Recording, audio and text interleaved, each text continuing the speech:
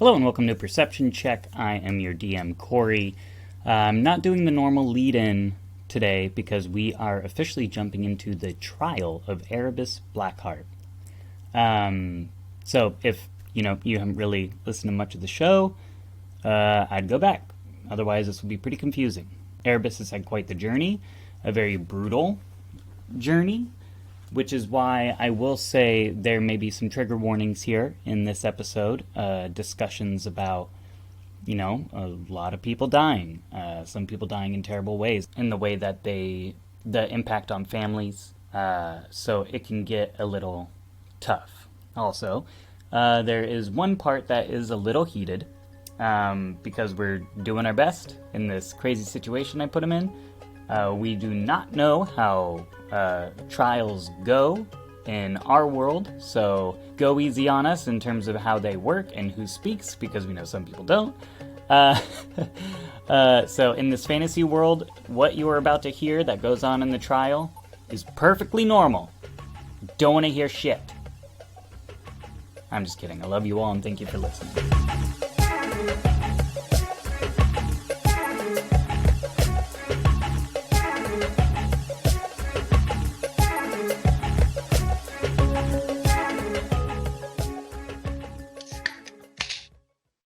Welcome to Perception Check, the actual play court drama. The actual play D&D podcast, where we play D&D sort of in a homebrew world with a lot of homebrew rules attached as well. So where we are right now is at the end of season 2. Erebus Blackheart was arrested once the bodies of his sacrifices, due to his bloodlust of selling his soul to the demon Aure, was found. He was arrested and taken to Gold Post, where he's been in prison awaiting trial. The Coalition had been kind of doing some research, a lot of Geralt doing research, trying to find people and information to defend Erebus as the time comes, and the time is now. How are you guys feeling about this trial? Let's start with you, Josh. It's going to be a blast. Either it's going to go really well, or I don't think that Erebus has another brother that hasn't been introduced. So, yeah, I don't know where to go from here, bud. Like, either it's going to go good, or I'm going to get executed, and or I'm going to flee. Who knows? We'll see how things shake down. Maybe we'll have a cool Pirates of the Caribbean moment where you are about to be executed and then a bird flies up and a guy with a big hat shows up and cuts you free. Well, I mean, I hope that there's a guy with a big hat there either way, but... It'll be a themed execution where everyone wears big hats. Yeah, it's pirate-themed execution. That's your last request. Yeah. I don't want a last meal. I want everyone to dress up in their best pirate outfit before I get beheaded. Only hats. Like no other requirements, just enormous hats. Just the biggest hat you can find. Like Gold Post is completely sold out of hats. Yeah. And there's one guy at the trial. Which was my real plan all along. Like, was I guess to I would deplete Gold Post of all of their hats. That's been the big ploy from the beginning. There's regular size hats and tiny hats, but there's no big hats. There's no big hats left. It would make it really hard to watch because you couldn't see over the people's hats in front of you. I mean, that is kind of the point, Chris. Maybe that's the plan. Also, you eating whatever you're eating right now is also hard to watch. So I just... Then don't watch. I can't. You're talking, so Divert your eyes. Your face popped up in the grid view. So, Chris, how are you feeling about the trial? I mean, I'm nervous. I mean, I'm not worried about, like, Erebus could escape if he wanted to. But I'm worried about, like, our reputation and, justice being done, because I feel like it wouldn't be justice to punish Erebus because of all the so much that he did was like in an effort to become more powerful in order to protect the world. He's kind of like a vigilante or you know like some kind of superhero who's in trouble with the law. Mm. He's he's he's the hero Gotham deserves. No. But not the one they wanted. Yeah. Right.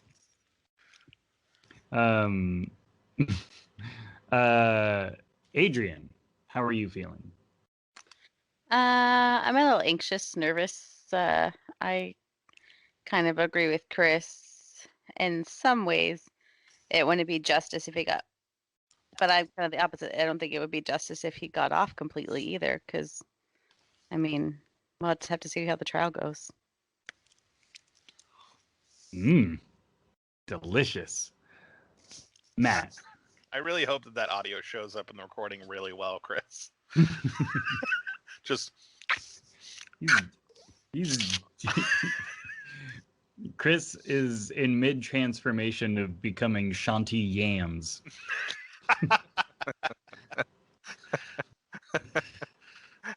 As soon as you said the word mid-transformation, I knew that's what you were going to we love you, Chris.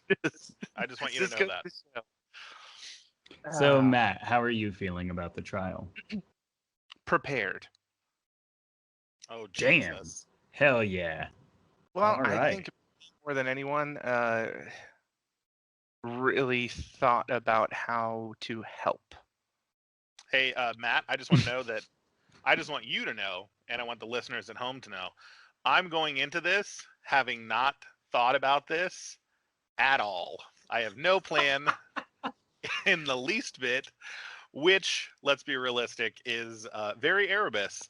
I'm leaving all of the thinking and all of that up to Geralt, who I'm sure has just a ridiculous amount of note pages filled out in front of him, both in character and out, which I love about him. I do want to say, yeah, that's pretty in character that you'd be arrested and be like, Geralt will handle it. But I don't know about that. I think, well, it doesn't really matter what I think about what Erebus thinks. No, That is I true. feel prepared, but I feel very nervous. Also because I, as a player, do not know how trials in this world work. And so there is Can I no... request trial by combat? No. I think that's the other big thing. No. Well, that's what I was going to say. Are there only two outcomes in this world, or are there other outcomes? As in, he's on trial for his crimes, but does that mean always that you will be executed for your crimes? Or does that mean that you'll serve time? Or does that mean that you're exiled? Does that mean that you're stripped of power? Or, I don't know, some sort of community service? I mean, I have no idea. So that's the thing that really is getting to me, is that because I don't know how trials work in this world, I'm quite nervous that no matter how much prep I did, either I do or do not save him. You know, whether that's exactly what he wants. Since we got kind of how you guys are feeling, I will describe how this trial is going to work. There will be, the judge comes in. There is a lawyer that is representing the victims and Goldpost as a whole. So anyway, they come out. There will be opening statements, first from the prosecution, and then an opening statement from the defense, which is you guys. After that, the prosecution goes first, and they are going to call all of their witnesses. Now, you'll kind of see where they're going with witnesses and their testimony. So I'm not going to do each and every one, because after kind of the first two, you will get the idea.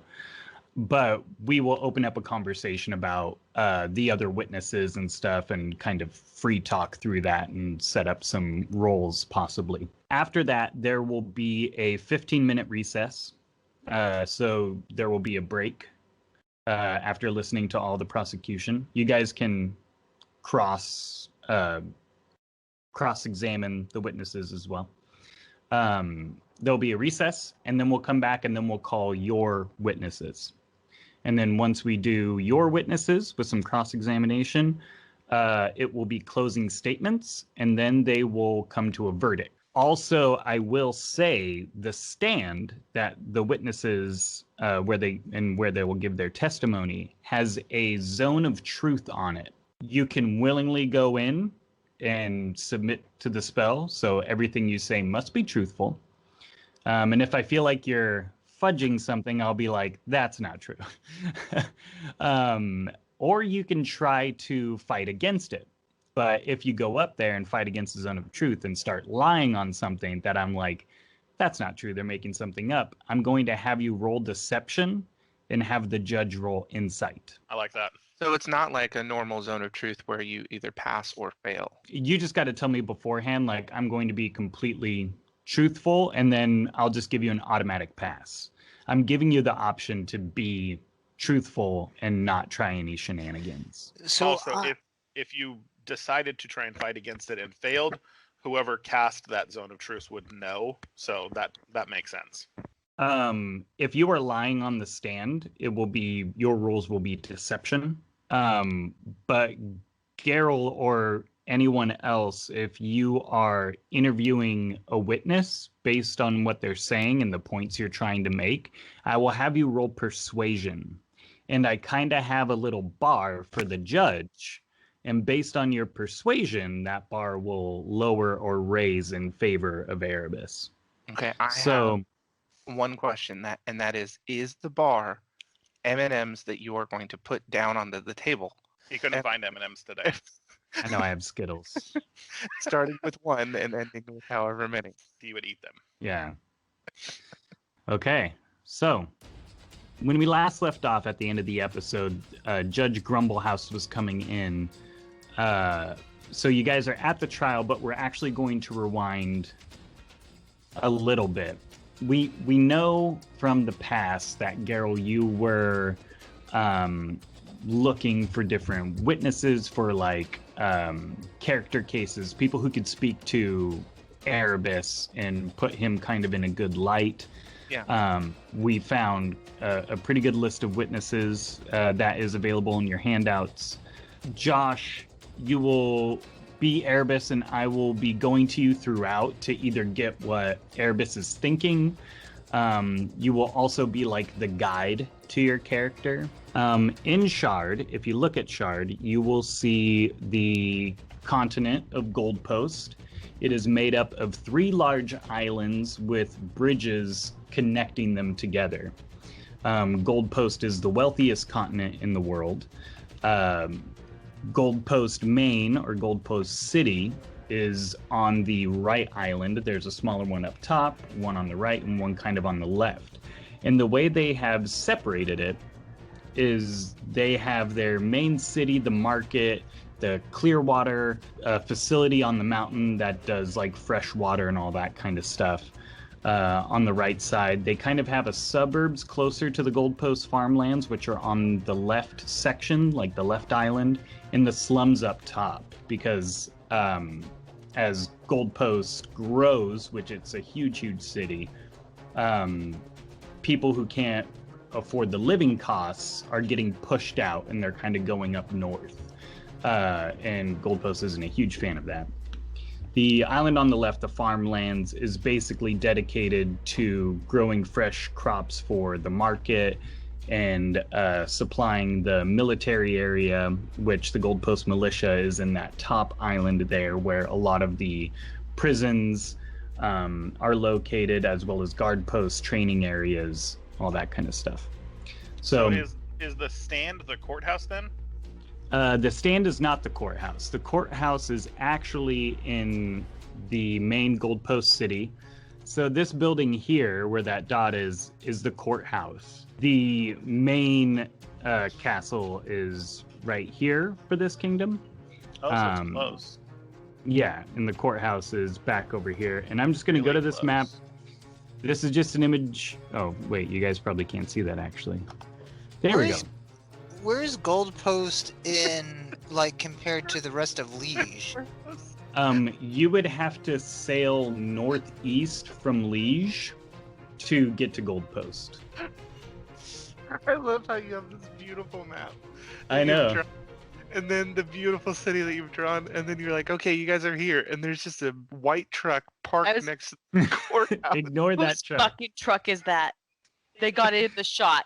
We have That to is a reshoot the whole that is a scene now. white There's a carriage. truck in it. Oh my It's God, it's a carriage. It's a- See, the front half is cut off. You can't see the horses.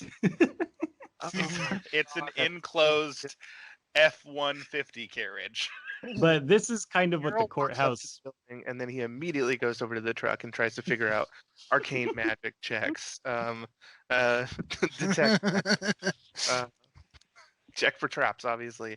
It's powered by 140 horses, but you don't Yeah. see them. I don't know how much horsepower trucks have. I don't know if that's They're way too ethereal much horses. or No, it's too little. definitely not enough, by the way. Oh, okay. You can only see them if you've seen Death. Like Yeah, Yeah. 100 horsepower. Okay. Let's- Anyway, let's I'm sorry. get off of the stock photo I posted of a courthouse because we're not doing anything necessarily map wise. I just wanted something for you guys to look at so you guys could still do rolls and So all that that we kind were of stuff. very know where confused you by are. the truck and the American flag above it. Yep, I was like, you know what? I'm going to post this because I need to buy at least 30 minutes of truck and flag talk. Hey, congratulations, it worked.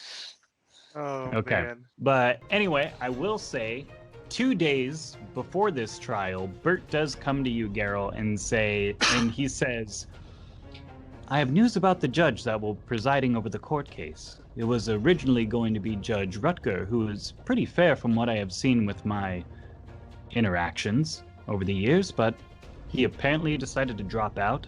I would guess because of the high-profile case that this trial will have, which brings me to the bad news. Judge Grumblehouse volunteered to take it, and he is a real piece of work. He has the highest conviction and death penalty rate of Goldpost, even Liege and Jartung.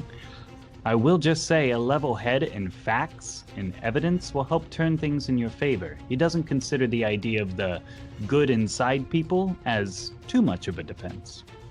I see. Oh, Oh, good. Okay. first of all, it's really lovely to see you. Hey, Oh, so see you too, Geralt. was I that just got to it. me, or is Geralt here in my cell?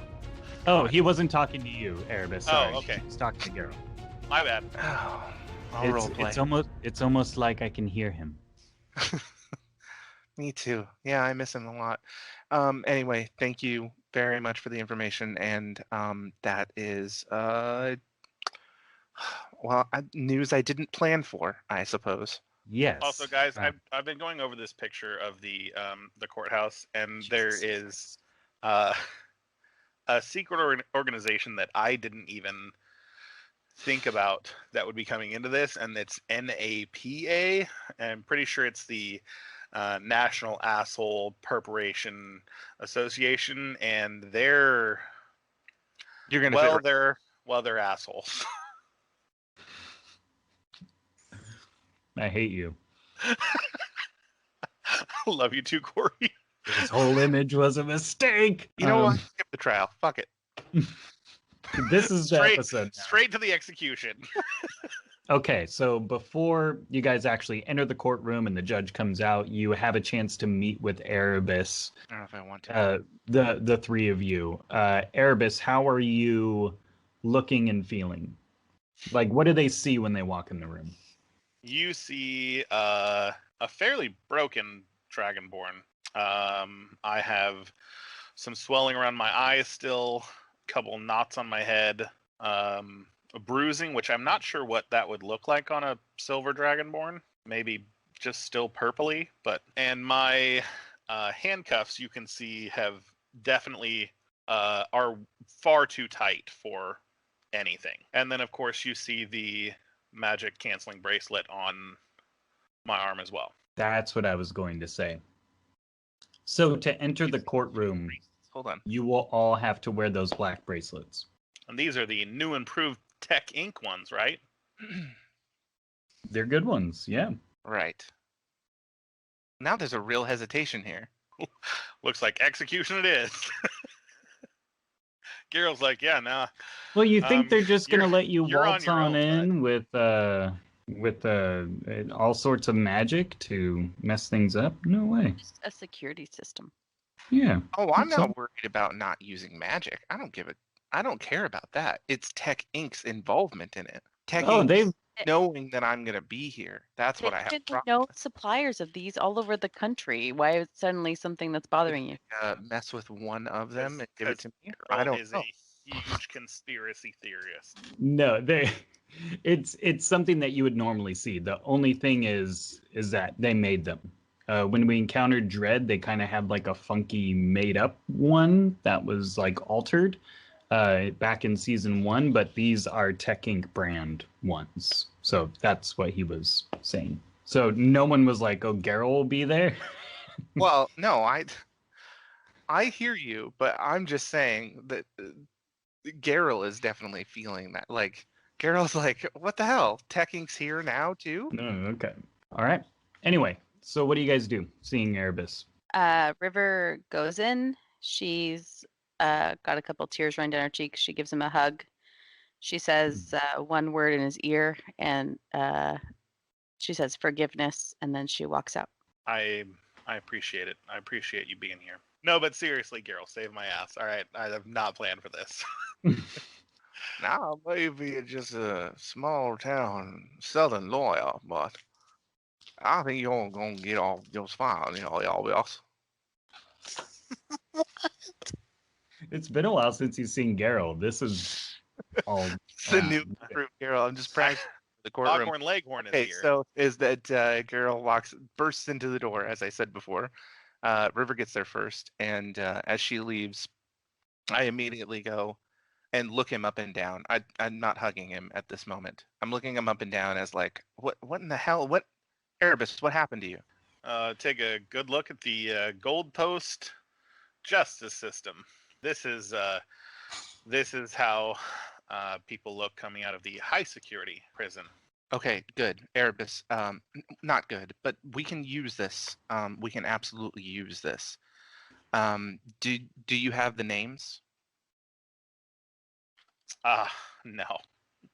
No. Every garden inmate that crossed my path. How about that? Okay, yeah. Hey, listen, and I do hug him at this point. I am sorry, and I wish I could have done more to ease this transition before your trial. I just couldn't. It was out of my hands. But I have prepared, and I'm here now. Unfortunately, Geralt, this is Everything I can for you. the fruits of my own labor, so I'm not too beat up about it. Don't give up now. Oh no, I'm not giving up. I'm just I think I had some of this coming. So Well, I'm not. You did. I mean, let's be honest. But is it all your fault? No. No. Most, some choices, yes, but all, no. Yeah. And you've done a lot of good in this world, and you don't deserve to die. So I think thinking, how do you think we're gonna get out of this? Step one is not. Step two is you gotta work with me. Whatever happens in there, just work with me. Okay, as long as it's above board. I'm on trial for things that I did, whether I was in control of myself at that time or not. But I still did them. It was blood on my hands, not anyone else's. So that's actually good. Keep that, because we're gonna need that. Witnesses are gonna need to see, or rather, the jury is gonna need to see that you've got a heart still. I don't know if there's a jury in this one, bud. I think that's how courts work. So yes. No, I just mean I've heard a little bit about this judge, and I don't know that a jury is going to change his mind on something like this. Yeah, no, I'm going to be honest with you. We're 100% screwed on that.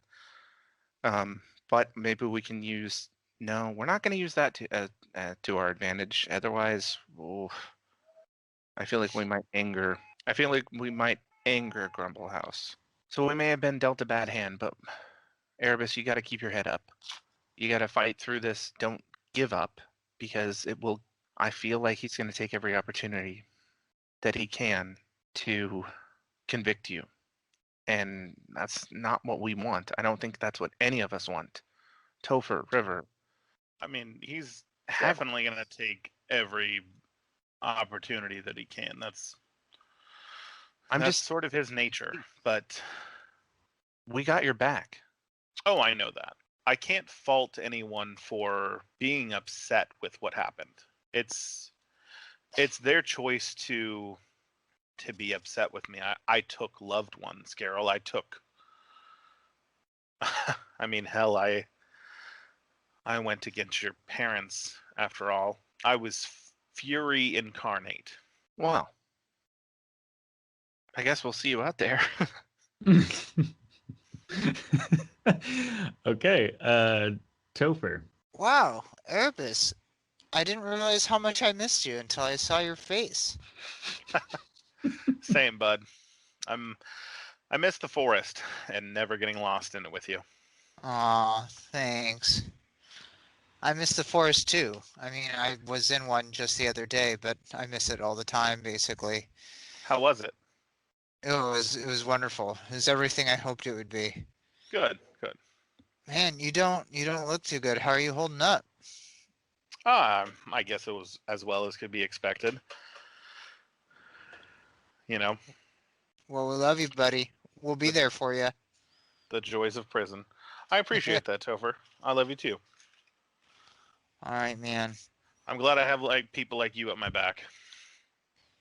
Yeah. Hopefully far back, because the things that you do with a bow, you need to be away. I miss those days. Well, I'm sure we'll get more of them. I hope so, bud. Oh yeah. Well, take care. I'll see you, and then hopefully I'll get a chance to speak on your behalf. I would appreciate that. All right. Okay. Does Bert come in? Yeah, he could come in. He's gonna be the judge in disguise. Um,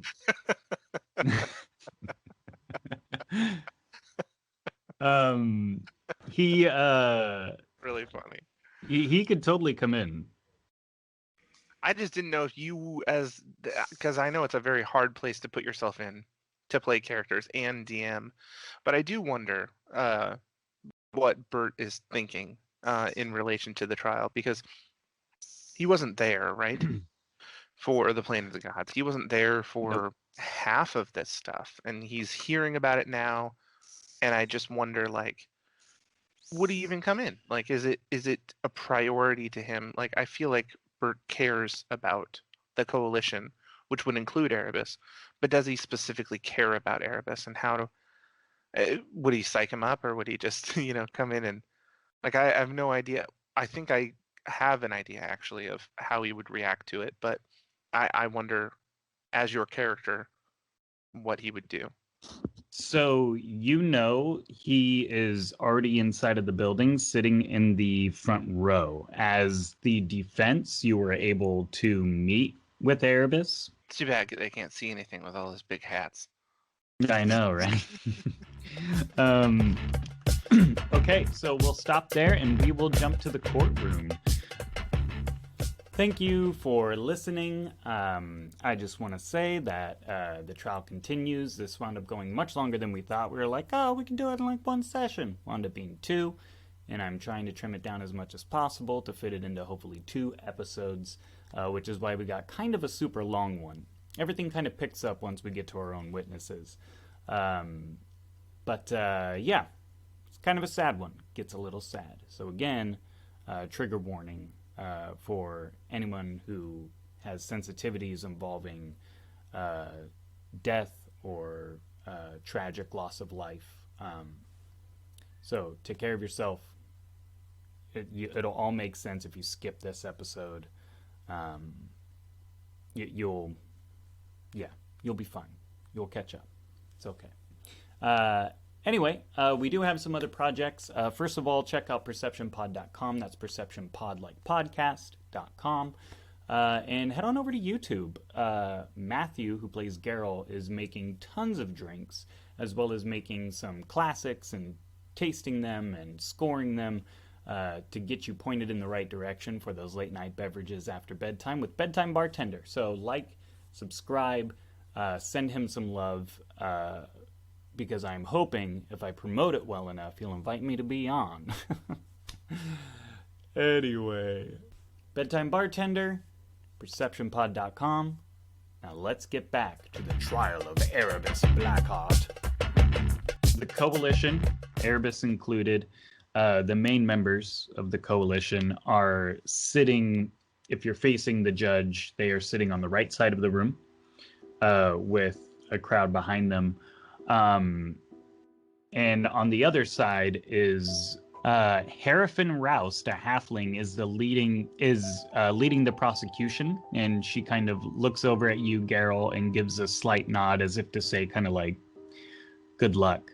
The judge sits overlooking the courtroom, where a lower seat sits at his side with 4 guards in kind of each of the corner of the large room.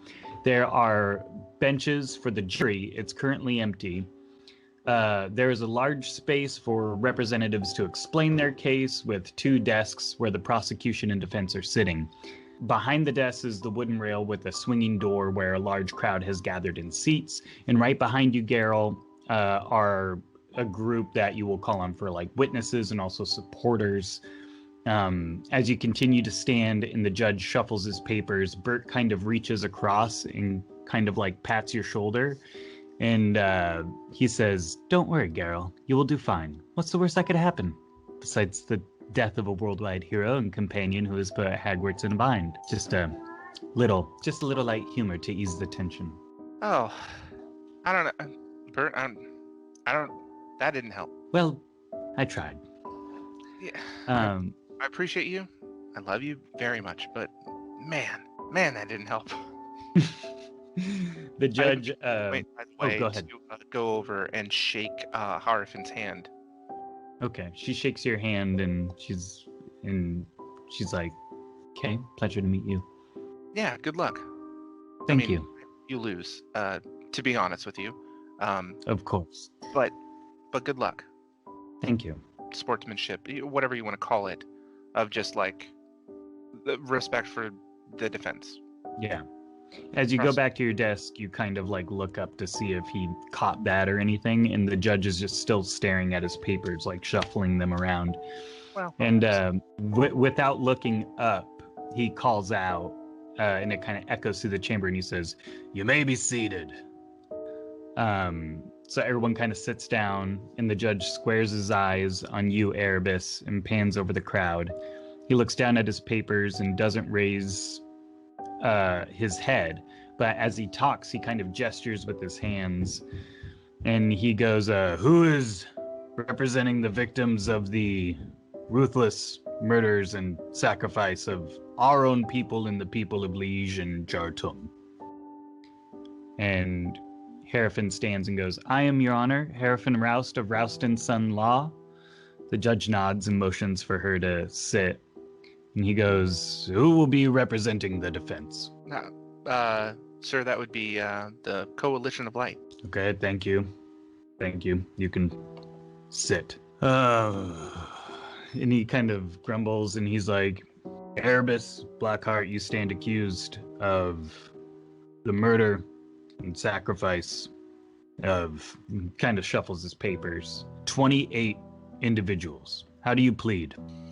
Guilty. Okay. And he goes, "Obviously, we will set the different terms of what that means, and as we move on with the trial." And he kind of looks around, shuffles some more papers, and he goes, "Coalition, thank you. I do have one quick announcement before the prosecution steps forward to deliver their opening statement. The jury currently stands empty. I took the opportunity to meet with them in private to ensure a fair and unbiased trial. It appears a lot of our community has at least some admiration for the accused, Erebus Blackheart, due to the role he played in the Titan War and the goodwill services he provides for Hagwards.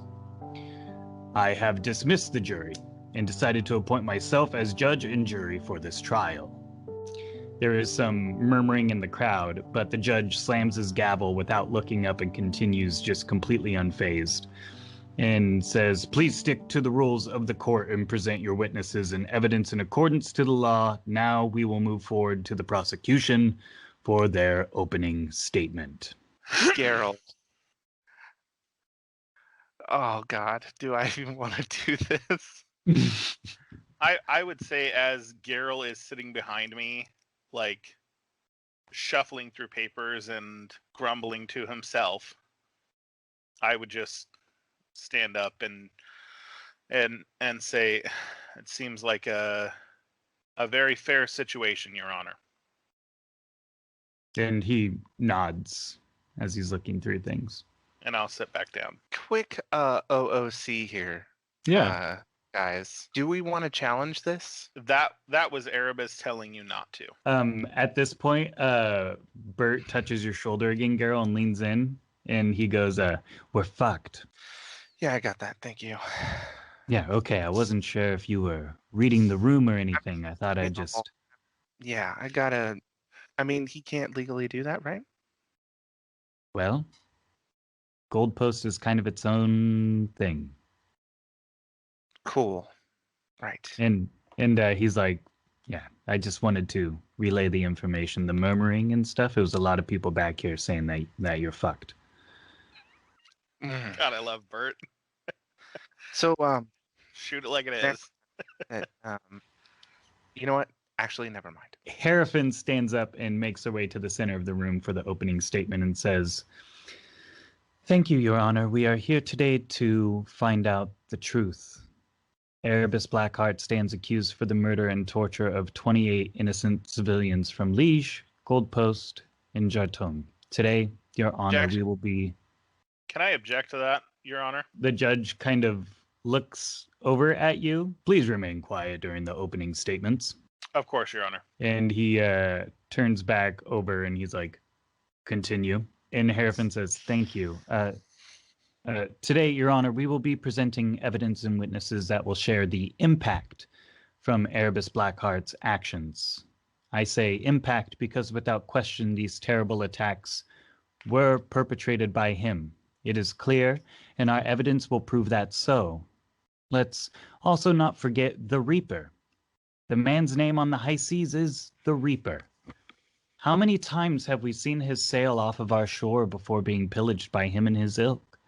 How many family members have we lost the chance to say goodbye to due to piracy? We prepared ourselves to not debate if Erebus is guilty and if there will be an execution.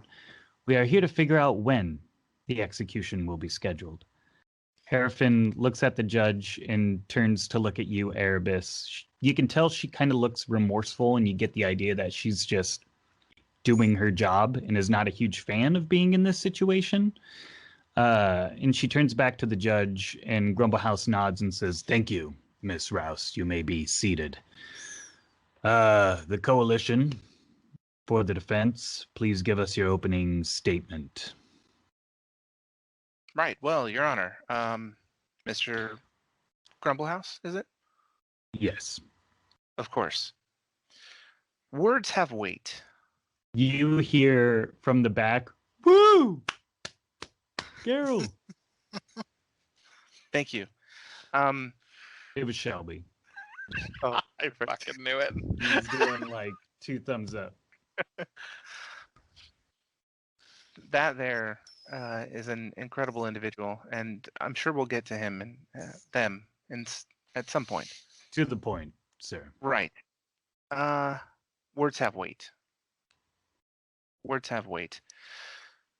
Erebus is a hero.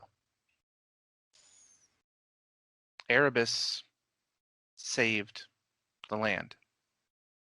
Erebus can be selfless.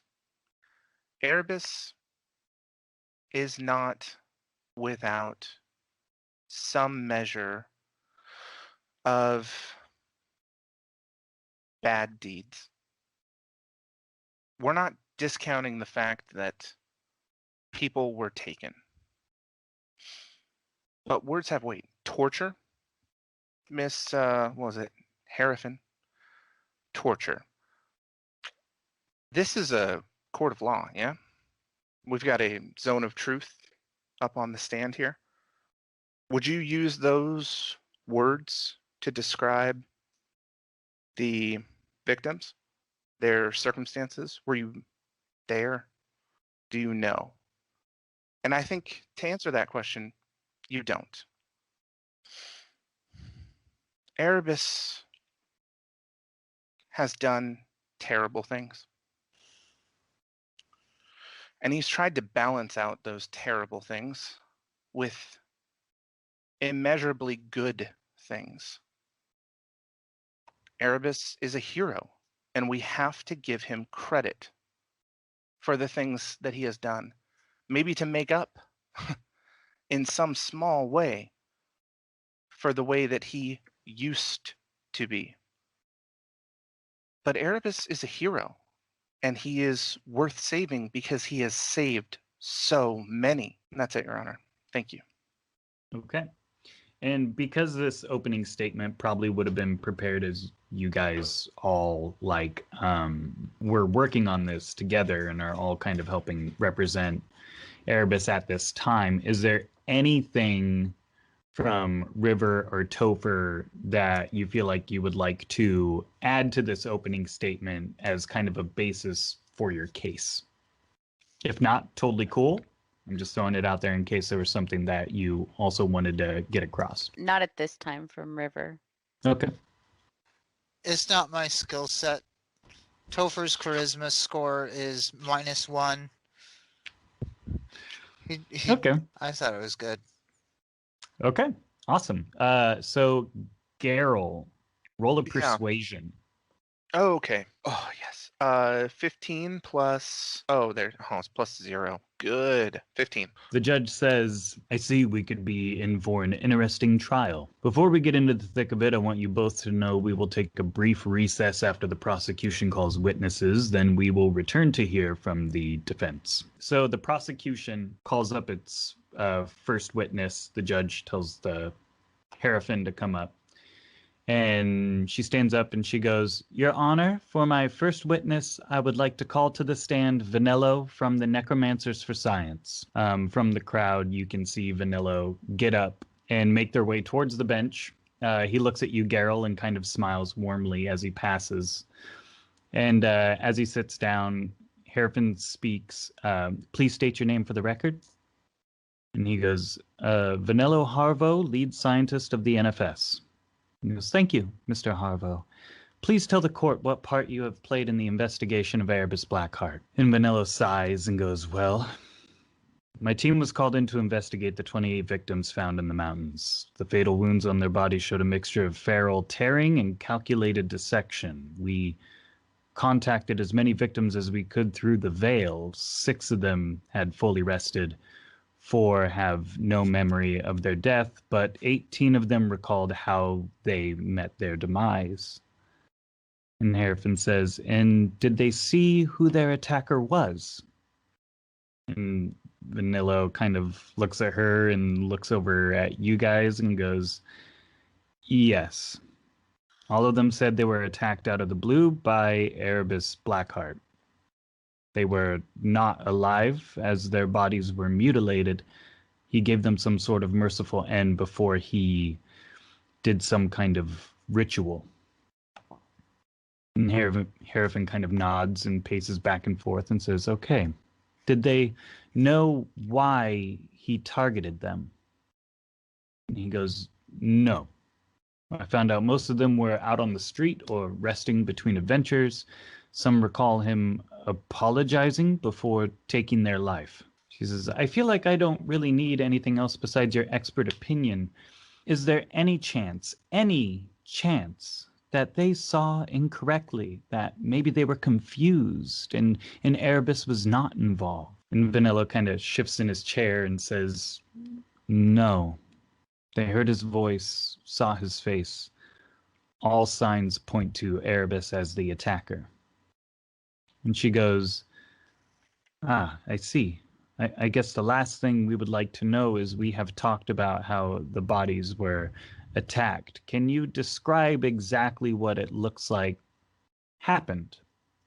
And here, Josh, I'm going to go to you as the mouth of Vanillo.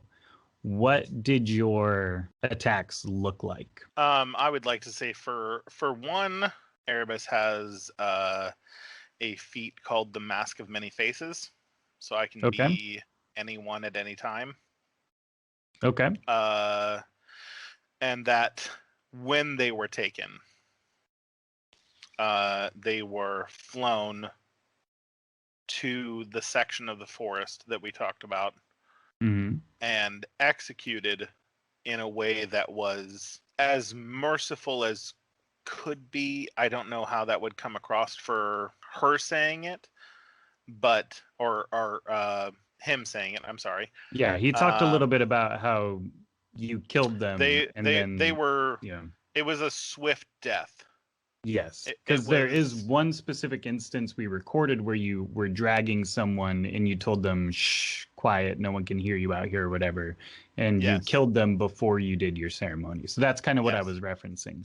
And I'm pretty sure you So- didn't mention changing your appearance during that, so that's why they have picked out you specifically. I'm sure that at the time that they were executed, I was not disguised. I was disguised while choosing the victims. Okay. Yeah. That's good to know. Good to Um, differentiate. Yeah. So they were quick deaths. The point of the ritual, and I don't know how much Vanilla would have been able to discern from like the remnants of the ritual, but it wasn't like it wasn't a torturous endeavor. It was death. That was it. I do know also in that backstory you like ate someone's heart or something like that. Yes. Yeah. Okay. So there is a little bit of mutilation in there, Yes, but but after it's after they after were a dead. quick death. Okay. That's important. Okay. Harrison, after Vanillo speaks to that, she says, "Thank you, Mr. Harvo. I have no further questions." The judge kind of rubs his chin and looks to the coalition and says, "It is your turn if you would like to question the witness." So as Geralt steps up, I would pull him to the table, which I assume I'm sitting at, and go over the fact that these were killings as mercifully as could be done. There was some mutilation, but that was after death, not before. And I don't know if that helps or hinders your case, but that's the facts of it. Can you speak to about the mutilation specifically, just for the sake of the ritual? Like how It was and it also, was I would a spirit who is no longer there recognize the mutilation portion of it. Corey, I'm asking you. You guys have witnessed people die and their spirit and kind of that blue light Yeah. kind of stand next to the bodies and then make their way like they're being called into like the forest, basically. I remember there was So like blue, green and then like purple or something. green and blue are the only things you've seen. There was a green flash you've seen from these spirits, and there are blue, which is like you could probably piece together by now, actually. Like that is the soul, the essence that everyone is kind of like made of. That's their soul. The That green is like perfect acceptance right away. maybe. Okay. Gotcha. But anyway, you have seen this happen, so you could kind of piece together like he killed them, and then the spirit was still like there and not away yet to see what he was doing during that time. Can I ask a few questions of Vanilla? Of course. So, Vanilla, I would like to establish some demographics of these victims. Can Yes, you tell me about the average age of these victims? it ranged. I don't think there was anyone under their. Well, actually, Erebus, what do you think? I know kind of the idea of who you were going after. For the most part, from what we talked about, I was going after vagrants. I was going Yeah. after people that would not be missed. I was going after, which is part of the reason why I questioned when you said that we had witnesses, because there may have been witnesses to the taking, but there wouldn't have been witnesses to the killing. And And that then- is where the necromancers for science come in. The witnesses are the victims. Okay. And then, but mostly vagrants or outcasts of the city or whatever else that would not have been missed. Mhm. I was trying to specifically target people that if they weren't there tomorrow, there wouldn't be a question about it. It would be more of, oh, so-and-so isn't begging today. Mm-hmm. It would have been more of that than like, oh, John's gone. Now, was that perfect every time?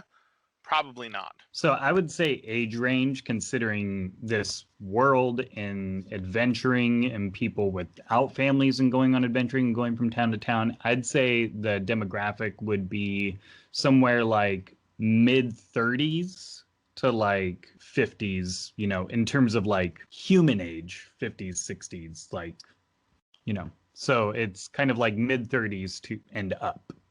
Okay. And Vanilla, did you happen to ask any of these spirits of victims if they had any family? Some of them, few, not many. I'm not sure of the actual number. I'm sure Harrison would have something more accurate. There were a few, a couple that did mention their family and some regrets. And that was my next question. Did you happen to ask them if they had any regrets or things that they wish they could have changed about their lives but didn't have a chance to? Yes. Okay. Thank you for your time. Thank you. Well, Vanilla, it's good to see you again. It's good to see you too, Garo. Well, we're in a tough spot, aren't we? Our friend here has done some terrible things. And we're Yes.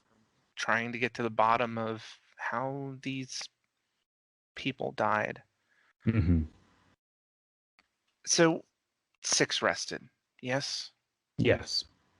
4, they don't know what happened. And 18 were contacted, and they were the ones that you were able to speak with. Yes. So it's fair to say that we don't have 28 people that Erebus took the lives of. We really only have 18.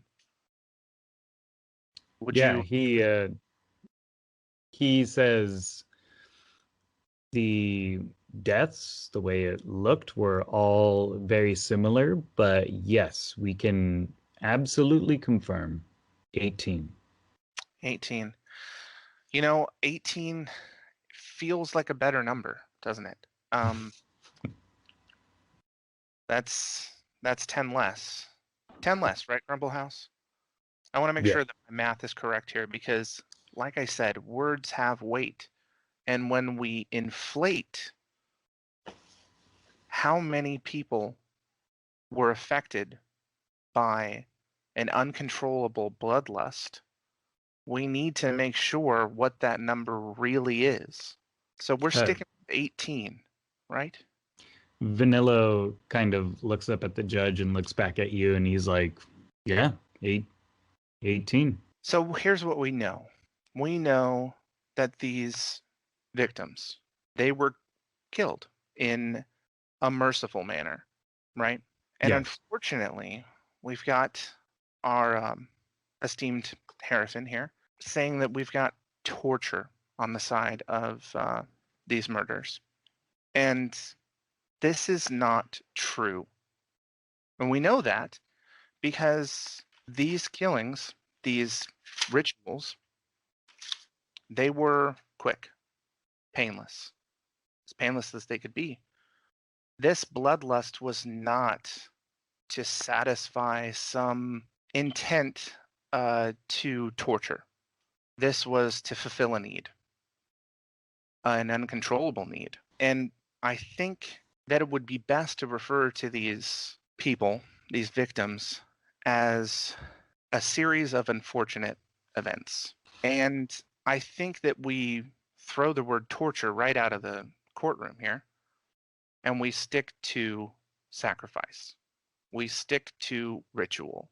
We stick to the facts, Miss Harfin. Vanilla smiles and then takes a sip of water and he goes, lemony, and sets it down. I was waiting for someone to get that joke. Okay, that's fine. Yeah, no, I know. Okay. Snick But I it. was trying to decide, just trying to hint at me that he was lying on the stand or something. And so I was Yeah. like, wait a minute, No, Lemony. I just wanted appreciation. It's a good point. And he's like, we will change the notes to say sacrifice instead of torture. Harrison, Thank you. please ensure. And one final thing to ask you here, Vanilla. I do apologize, but we've got age ranges for these people, right? We Mhm. know that these people taken were between the ages of 30 and 65. Yes, we know Yes. that Erebus is not a child murderer, and I think that's important because he meant to save the world, and he did a bad thing, but he did it. Hopefully, he thought he was doing it to people that no one would miss. Someone misses everyone. We know this.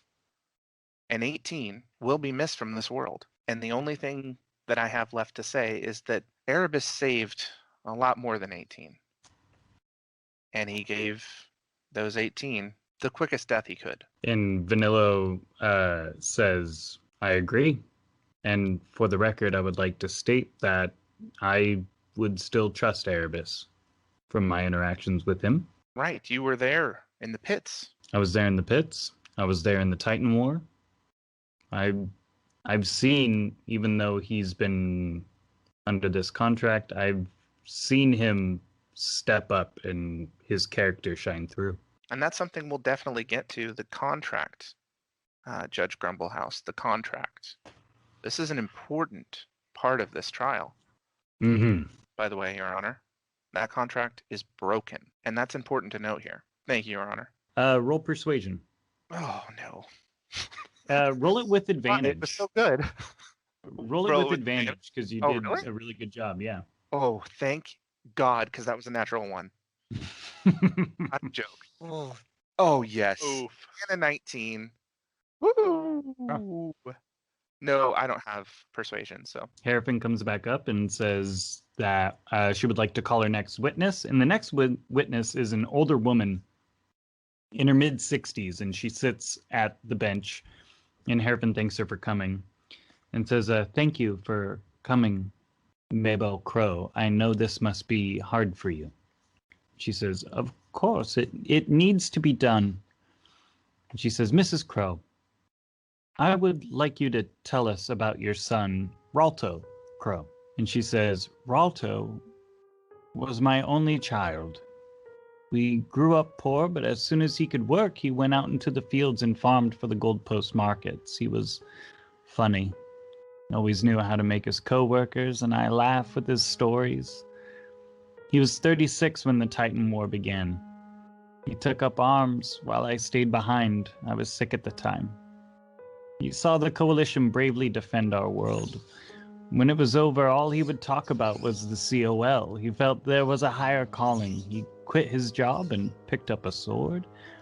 He wanted to dedicate his life to adventure and protecting those from whatever evils are hiding out there. And you can see she starts to tear up. And she says, he didn't have much training, but he had a heart. He would check in with me from time to time. Every now and then he would go without contact. I would ask around town and some would say they saw him sleeping in an alley. Maybe he fell on some hard times and didn't want to come back a failure. I don't know. But he always had a roof to sleep under at my home. I guess he couldn't bear to come home empty-handed. Anyway, a month went by and no contact, until the Gold Post militia contacted me and said they found a body. I got there too late. The NFS finished their examination and had already left. It was my boy. Or what was left of him. And I missed the chance to say goodbye. I'm so sorry, Mabel, for your loss. Is there anything else you would like to say? I laughed because my cat's going crazy on the sliding glass door. Oh, I we can can hear it. Oh, yeah. No, it's going to be interesting sound effects for sure while I'm editing. Is there anything else you would like to say? And she looks up towards you, Erebus, with tears running down her cheeks, and says, yes. He looked up to you, and you looked down on him, and you took his last breath, his last laugh, his last everything. Hell is too good of a place for people like you and what you have done. And then a cat jumped up. I was gonna laugh. Let me open this door real quick and let this monster in. Get in here. What are you doing?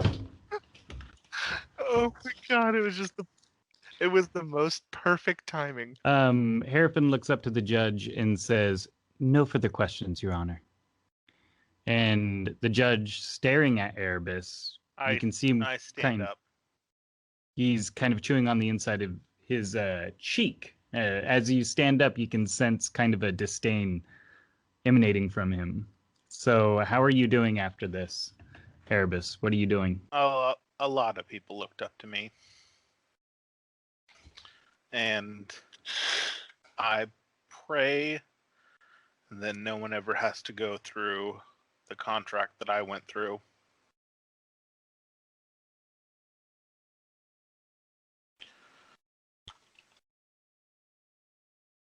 I'm sorry for your son.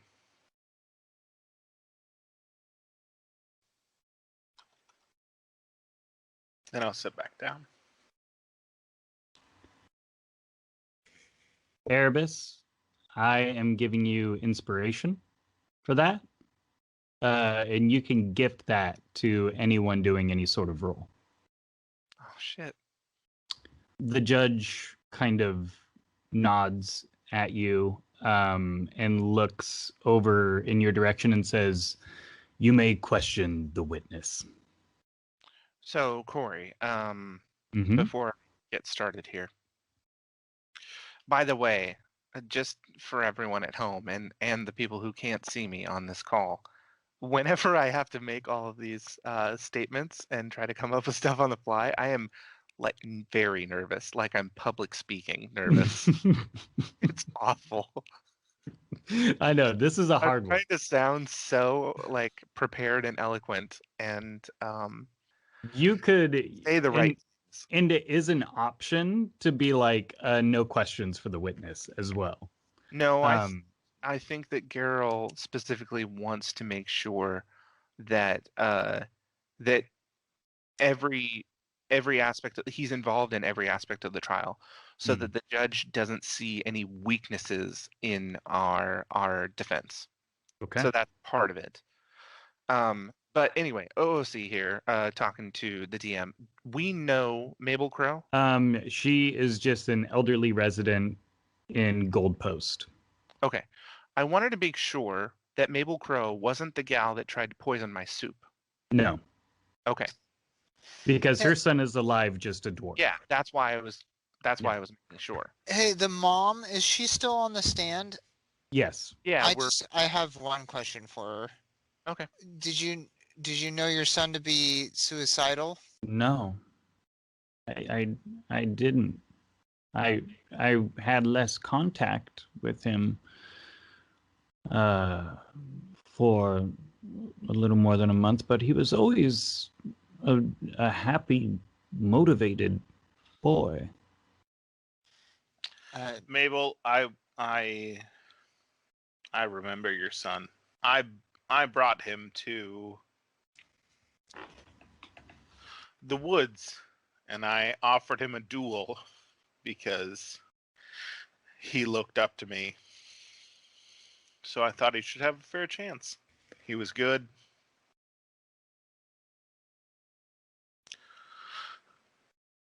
With a little training, he probably would have been great. She starts crying. Interesting. Okay. Did you have anything else you wanted to add, Topher? No, that's it. Okay.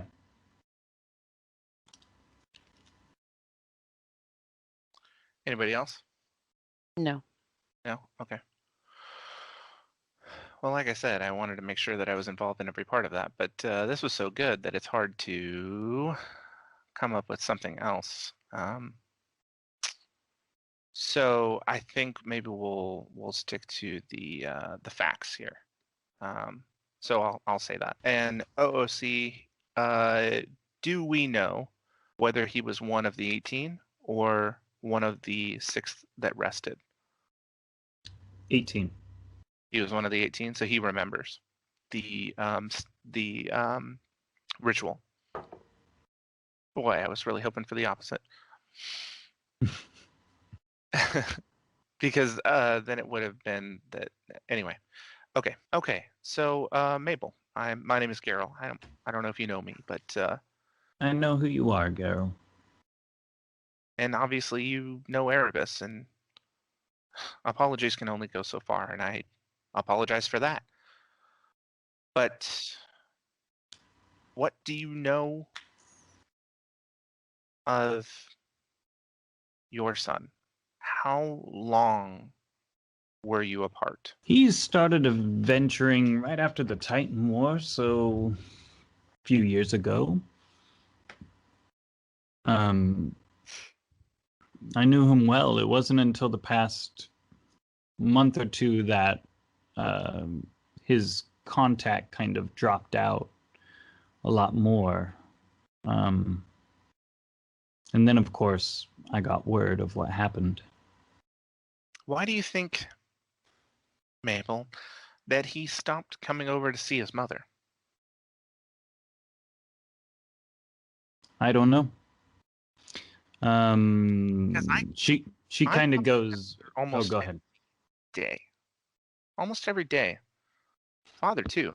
I call my mom every day. But he does Sorry, though. go ahead.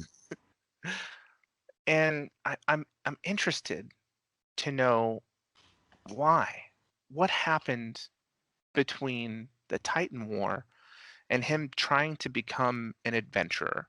Let's learn about the person that this happened to. The person who we are talking about on trial here that took his life. You kind of say everything about contacting your parents and stuff, and she's like, I'm sorry, Geralt, if my son doesn't live up to your standard of how you contact your parents.